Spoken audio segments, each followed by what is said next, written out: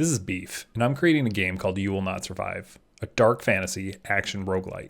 I want to talk about randomness in video games and why there's so much input and output randomness in roguelites especially. Randomness is how the roguelite genre creates in-game variety. Since each roguelite run is usually short, between 20 to 40 minutes, and each roguelite game, content-wise, is much shorter than your AAA game. As a game developer, you're relying on variety in a multitude of aspects, and then having those aspects occur randomly throughout the game. This creates different experiences every time a player plays your game. Runs will have different item drops, enemies, rooms, power-ups, NPCs and shops, even bosses. Games like Vampire Survivors stay fresh because the way that you power up changes every time you play the game. Games like Enter the Gungeon and Spelunky have different environments every time you play. The rooms will randomize themselves in their order and what enemies you encounter, and even the bosses will sometimes be completely different. There's also ways that these games create input from the player so that you can affect the way that you play the game. Going back to Vampire Survivors,